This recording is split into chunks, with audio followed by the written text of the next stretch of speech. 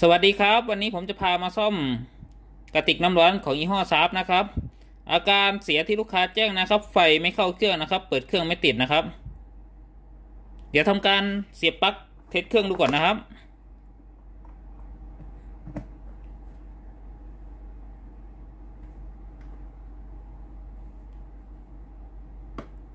ใส่ปลั๊กที่ตัวเครื่องกันนะครับ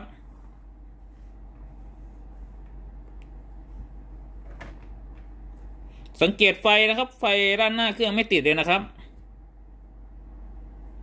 อาการเสียตามที่ลูกค้าแจ้งนะครับ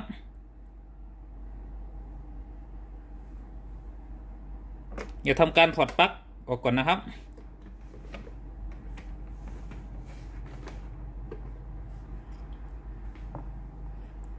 เดี๋ยวพามาตรวจสอบในส่วนของตัวสาย AC ก่อนนะครับว่ามีไฟจ่ายมาในส่วนของตัวสาย AC หรือเปล่านะครับหรือว่าในส่วนของสาย AC ขาดในนะครับดังมิเตอร์นะครับอยู่ที่250โวลต์ VAC นะครับ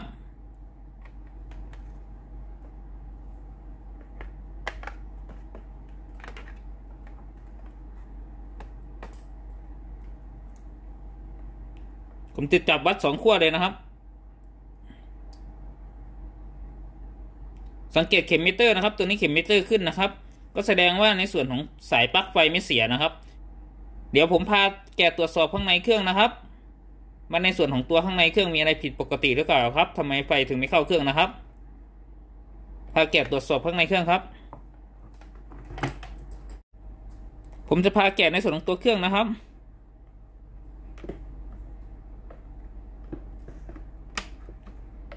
นำในส่วนของตัวพลาสติกสีขาวก่อนนะครับ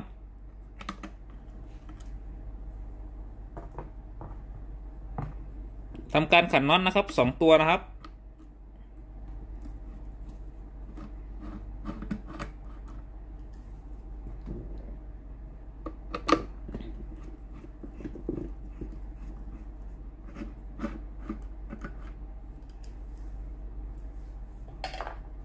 นำโครงร่างออกนะครับ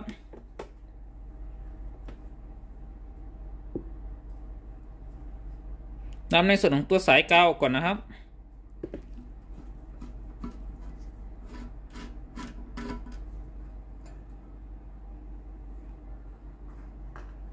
นำในส่วนของตัวสายไฟ AC ออกจากวงจรก่อนนะครับ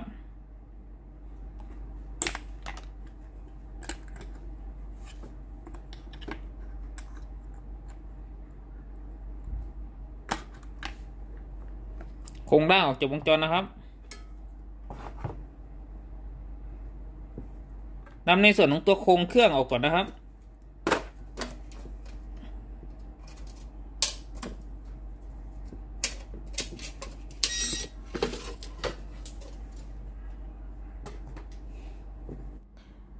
ผมจะพามาดูหน้าที่การทำงานต่างๆของอะไหล่ข้างในเครื่องนะครับตรงสีขาวนะครับตรงนี้นะครับตรง2ขานี้เขาเรียกมาในส่วนของตัวฮีตเตอร์นะครับฮีตเตอร์คืออุปกรณ์ที่ให้ความร้อนแก่ชิ้นงานนะครับในส่วนของตรงนี้นะครับฮีตเตอร์นี่เป็นฮีตเตอร์ไซส์สำหรับต้มนะครับตัวนี้ฮีตเตอร์สามารถถอดออกได้นะครับมันมีน็อต2ตัวนะครับ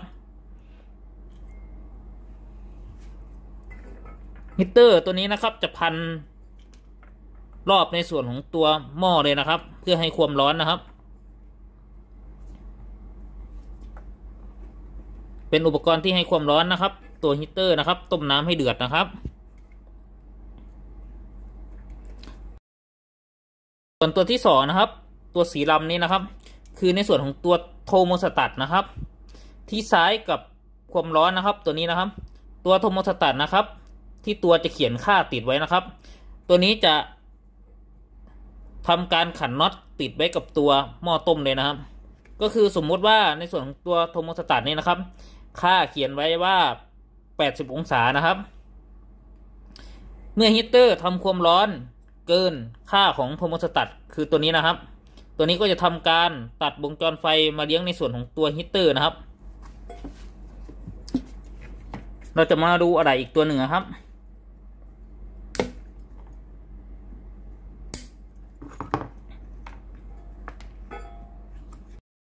ก็คือโทโมฟิลนะครับ โทโมฟิลตัวนี้นะครับเป็นฟิลเกี่ยวกับความร้อนนะครับเมื่อความร้อนจากน้ำหรือในส่วนของตัวหม้อต้มเกินนะครับเกินค่าที่โทโมฟิลที่กำหนดไว้นะครับตัวโทโมฟิลก็จะทำการตัดในส่วนของตัวไฟออกจากวงจรนะครับซึ่งโทโมฟิลตัวนี้มีค่าอยู่ที่144องศานะครับถ้าความร้อนเกิน144องศานะครับตัวโทโมฟิลนี่นะครับก็จะทำการตัดไฟออกจากวงจรนะครับหน้าที่อะไรข้างในเครื่องของกระติกน้ำร้อนแบบคร่าวๆก็มีแค่นี้นะครับเมื่อเรารู้ในส่วนของตัวหน้าที่อะไรแต่ละชิ้นเนี่ยนะครับเดี๋ยวผมจะพาอธิบายหลักการทำงานหรือไล่วงจรแบบคร่าวๆนะครับของรุ่นนี้นะครับตัวนี้คือไฟ AC นะครับ2 สายนะครับที่ต่อมาจากปลั๊กไฟบ้านนะครับผมจะพาไล่ในส่วนของตัวสายเส้นสีขาวก่อนนะครับสายไฟนะครับเส้นสีขาวนะครับจะวิ่งเข้ามาในส่วนของตัวโทโมฟิลนะครับฟิลควบคุมอุณหภูมินะครับต่อจากในส่วนของตัวโทโมฟิลนะครับจะจ้ำอยู่กับสายสีน้ำเงินนะครับและก็สายสีเหลืองนะครับตรงนี้นะครับสายสีน้ำเงินเส้นนี้นะครับก็จะวิ่งมาเลี้ยงในส่วนของตัวฮีตเตอร์นะครับฮีตเตอร์คือในส่วนของตรงนี้นะครับเข้ามาในส่วนของตัวขาฮีตเตอร์นะครับ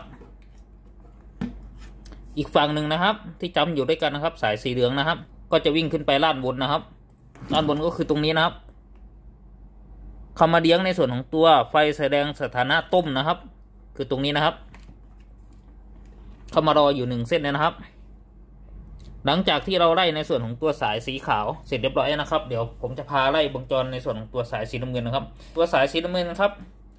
จะวิ่งเข้ามาในส่วนของตัวโทโมสตัตนะครับตรงนี้นะครับซึ่งจ้ำอยู่กับสายสีเหลืองนะครับสายสีเหลืองเส้นนี้นะครับสายสีเหลืองนะครับก็จะวิ่งขึ้นไปด้านบนนะครับด้านบนไปต่ออยู่กับไฟสถานะวอร์มนะครับตรงนี้นะครับอีกส่วนหนึ่งนะครับก็จะวิ่งผ่านในส่วนของตัวโทโมสตัตนะครับตัวตัดอุณหภูมินะครับผมจะไล่ในส่วนของตัวสายสีแดงก่อนนะครับสายสีแดงนะครับก็จะวิ่งขึ้นไปด้านบนนะครับเข้าไปต่ออยู่กับไฟแสดงสถานะต้มนะครับคือฝั่งนี้นะครับไฟต้มจะติดขึ้นมานะครับและสายสีน้ำเงินนะครับอีกส่วนหนึ่งนะครับที่จ้ำอยู่กับสายสีแดงนะครับก็จะวิ่งเข้ามาในส่วนของตัวขาฮีตเตอร์นะครับคือขานี้นะครับตอนนี้ฮีตเตอร์นะครับได้รับไฟ220โวลต์เนี่ยนะครับฮีตเตอร์นะครับก็จะเริ่มเกิดความร้อนนะครับได้ทำการต้มน้ำนะครับให้น้ำข้างในเดือดนะครับเมื่อน้ำข้างในเดือดได้ที่เลยนะครับในส่วนของตัวโทโมสตัตนะครับที่ติดอยู่กับในส่วนของตัวหม้อต้มนะครับเมื่ออุณหภูมิเกินในส่วนของตัวโทโมสตัตนะครับโทโมสตัตก็จะทำการตัดอุณหภูมินะครับก็คือไม่ต่อไฟมาเลี้ยงในส่วนของตัวฮีตเตอร์ฝั่งนี้นะครับคือตัดวงจรนะครับไฟก็จะมาถึงในส่วนของตัวนี้ตัวเดียวนะครับในส่วนของตัวหลอดไฟแสดงสถานะต้มนะครับก็จะดับลงนะครับก็จะขึ้นในส่วนของตัวไฟแสดงสถานะอุ่นแทนนะครับก็คือวอร์มนะครับในส่วนของตัวนี้นะครับถ้าเราเสียบปลั๊กกระติกน้ำร้อนไว้ทั้งวันนะครับก็จะขึ้นสถานะต้มว่างอุ่นว่างต้มว่างอุ่นว่างสลับกันไปนะครับขึ้นอยู่กับการตัดต่อของตัวโทโมตัวนี้นะครับ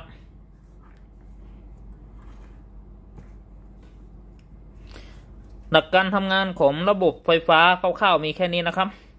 อาการเสียที่ลูกค้าแจ้งนะครับก็คือไฟไม่เข้าเครื่องนะครับเดี๋ยวผมจะพาวัดในส่วนของตัวโทโมฟิลตรงนี้นะครับถ้าในส่วนของตัวโทโมฟิลตัวนี้นะครับขาดนะครับไฟก็จะไม่เข้าเครื่องเลยนะครับแต่ถ้าในส่วนของตัวโทโมสตัตนี่นะครับไม่ต่อวงจรนะครับคือวงจรขาดไม่สามารถตัดต่อได้นะครับแต่ในส่วนของตัวโทโมฟิลนี้ไม่ขาดนะครับก็คือ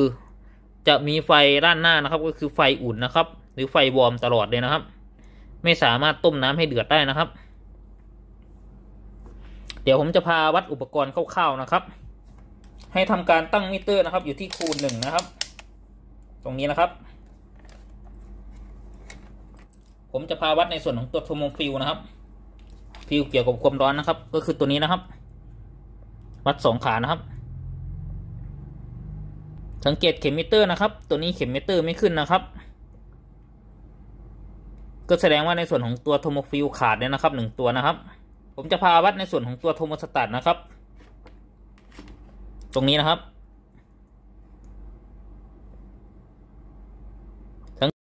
ครับเข็มมิเตอร์ขึ้นนะครับก็แสดงว่าในส่วนของตัวโทโมสแตทนะครับสามารถต่อวงจรได้นะครับ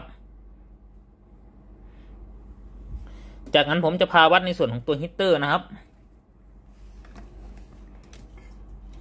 ฮีตเตอร์นะครับก็คือ2ขานี้นะครับผมจะได้สายมาวัดตรงจุดต่อตรงนี้นะครับ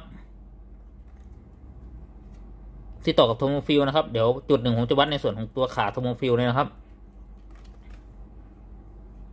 อีกจุดหนึ่งนะครับผมจะได้มาวัดในส่วนของตัวโทโมนะครับตรงนี้นะครับจับ2จุดนะครับเป็นขาฮีตเตอร์นะครับผมจะพาวัดในส่วนของตัวขาฮีตเตอร์นะครับ2ขานะครับขาฝั่งนี้นะครับที่ต่อเข้าในส่วนของตัวฮีตเตอร์นะครับและอีกฝั่งหนึ่งนะครับขาตรงนี้นะครับตรงข้อต่อของโทโมฟิลนะครับที่เป็นจุดร่วมนะครับสังเกตเข็มมิเตอร์นะครับเข็มมิเตอร์จะขึ้นนะครับประมาณ70โอห์มนะครับก็แสดงว่าในส่วนของตัวฮีตเตอร์ไม่ขาดนะ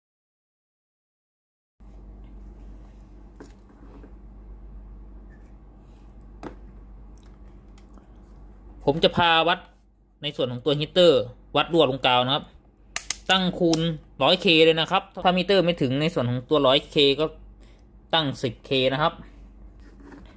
วัดขาฮีตเตอร์นะครับก็คือขาจุดร่วมตรงนี้นะครับกับตัวโครงเครื่องนะครับคือตัวถังเครื่องเลยนะครับเข็มมิเตอร์จะต้องไม่ขึ้นนะครับถ้าเข็มมิเตอร์ขึ้นก็แสดงว่าไฟรั่วลงกาวนะครับก็คือจะเกิดสาเหตุไฟหลุดนะครับมันก็ฮีตเตอร์ร้อนน้อยประมาณนี้นะครับเมื่อผมวัดแล้วนะครับในส่วนของตัวอะไร3ซินนะครับมีอะไรเสียแค่1ซินนะครับก็คือในส่วนของตัวโทโมฟิลนะครับเดี๋ยวทำการเปลี่ยนในส่วนของตัวโทโมฟิลออกจากวงจรนะครับผมจะพาถอดในส่วนของตัวโทโมฟิลออกจากวงจรนะครับก็คือฟิลตัวนี้นะครับ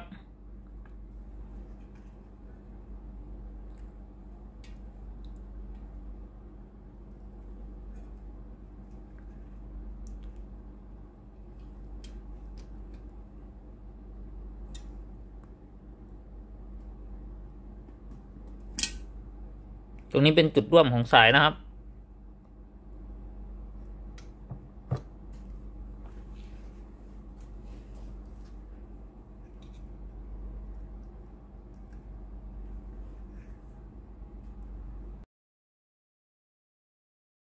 ทำการถอดในส่วนของตัวปลอกหุ้มสงวนออกก่อนนะครับ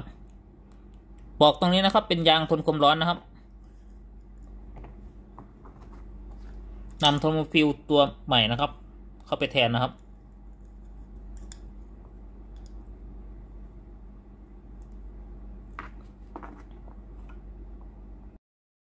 เดี๋ยวผมจะพาวัดเปรียบเทียบนะครับระหว่างฟิลดีและฟิลเสียนะครับตัวนี้ฟิลเสียนะครับส่วนตัวนี้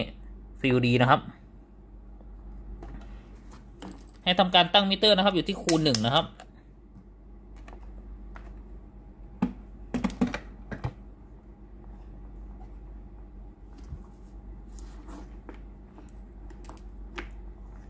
จะพาวัดในส่วนของตัวฟิลดีก่อนนะครับสังเกตเข็มมิเตอร์นะครับเข็มมิเตอร์ขึ้นนะครับทำการวัดฟิลเสียนะครับสังเกตเข็มมิเตอร์นะครับเข็มมิเตอร์จะไม่ขึ้นนะครับถ้าเราวัดในส่วนของตัวโทโมฟิลนะครับถ้าฟิลดีเข็มมิเตอร์จะขึ้นครับแต่ถ้าฟิลเสียหรือฟิลขาดเข็มมิเตอร์จะไม่ขึ้นนะครับโทโมฟิลที่เราจะเปลี่ยนนะครับค่าอยู่ที่144องศา10แอมป์นะครับเดี๋ยวทำการเปลี่ยนโทโมฟิลเข้าไปในวงจรนะครับผมจะพาเปลี่ยนในส่วนของตัวโทโมฟิลเข้าไปในวงจรนะครับเป็นจุดร่วมต่อสายนะครับ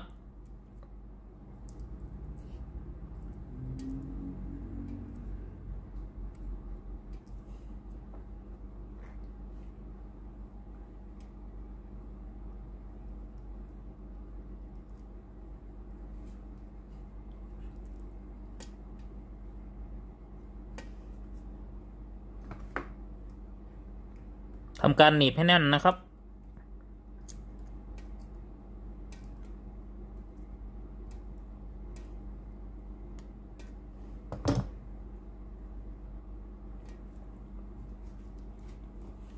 แล้วทำการเก็บสายและรัดสายด้วยเคเบิลไทนะครับ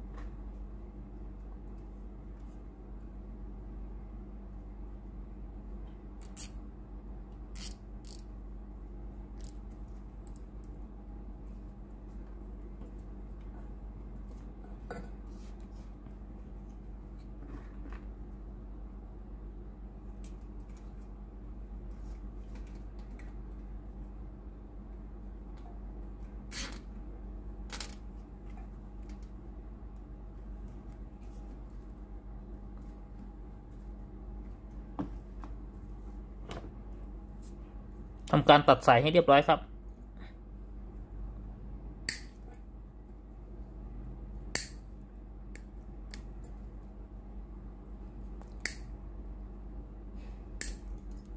หลังจากที่เราเปลี่ยนในส่วนของตัวโทโมฟิลเสร็จเรียบร้อยแล้วนะครับเดี๋ยวทำการประกอบในส่วนของตัวเครื่องครับ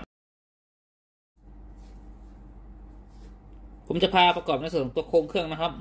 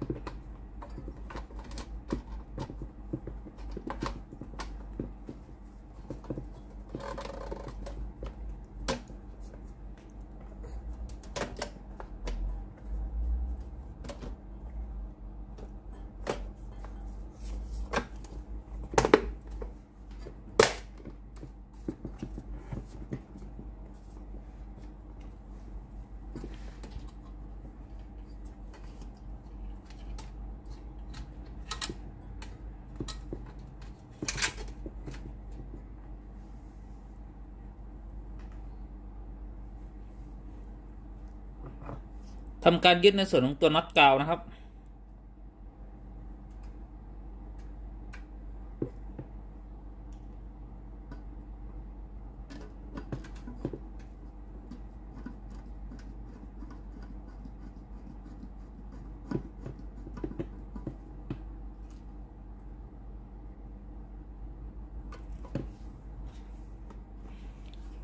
ใส่ในส่วนของตัวเต้ารับตัวเมียนะครับ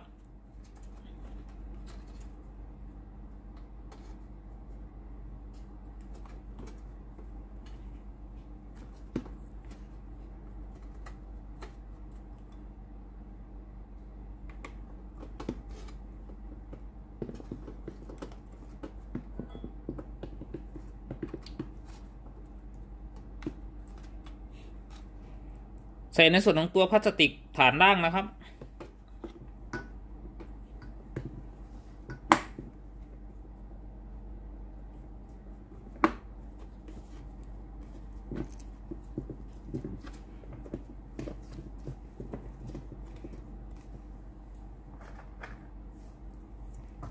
ทำการยึดน็อต2 ตัวนะครับ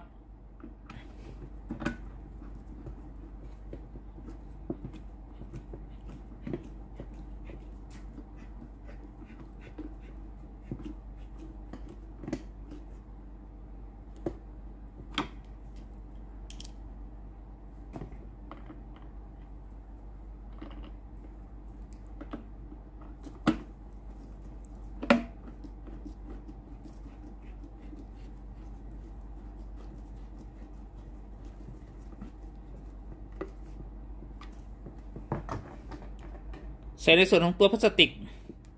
ตัวฐานหมุนนะครับ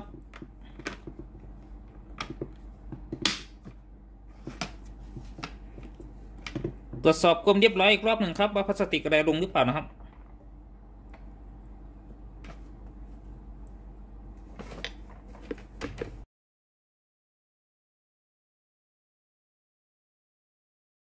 ครับ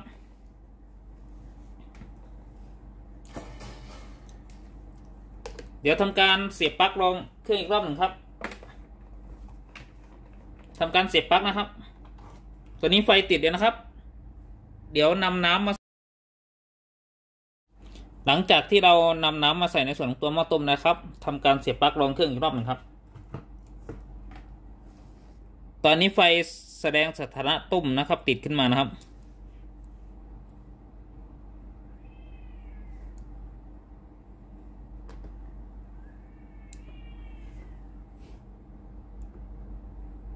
ตอนนี้น้ำเริ่มมีไอขึ้นมาแล้วนะครับเดี๋ยวเรารอดูในส่วนของตัวไฟก่อนนะครับไฟต้มจะตัดมาวอร์มหรือเปล่านะครับถ้าไม่ตัดมาวอร์มก็แสดงว่าในส่วนของตัวโทโมสตัตไม่ทำงานนะครับสาเหตุที่ทำให้ในส่วนของตัวโทโมฟิลขาดนะครับก็มีด้วยกันหลายส่วนนะครับหนึ่งนะครับในส่วนของตัวโทโมสตัตนะครับไม่ตัดการทำงานนะครับต้มอย่างเดียวนะครับสองนะครับก็คือในส่วนของตัวฮีเตอร์นะครับช็อตรอบนะครับตัวฮีเตอร์รั่วลงกาวนะครับสามนะครับก็คือในส่วนของตัวปลั๊กไฟที่บ้านลูกค้าด่วมนะครับก็เป็นสาเหตุอย่างหนึ่งนะครับ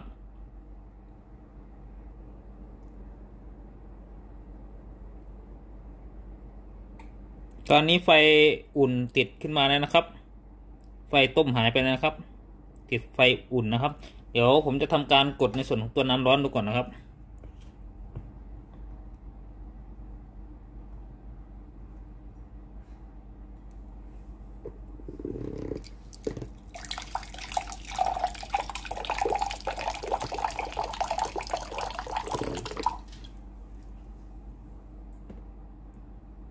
ตอนนี้น้ำร้อนปกตินะครับสรุปอาการเสียของกระติกน้ำร้อนยี่ห้อซาฟนะครับอาการไฟไม่เข้าเครื่องนะครับตัวนี้มีอะไหล่เสีย1ชิ้นนะครับก็คือในส่วนของตัวโทโมฟิลนะครับเสียในลักษณะขาดนะครับขอบคุณครับที่รับชมคลิปวิดีโอครับขอบคุณมากๆครับฝากกดไลค์กดแชร์กดติดตามให้ด้วยนะครับขอบคุณครับสวัสดีครับผม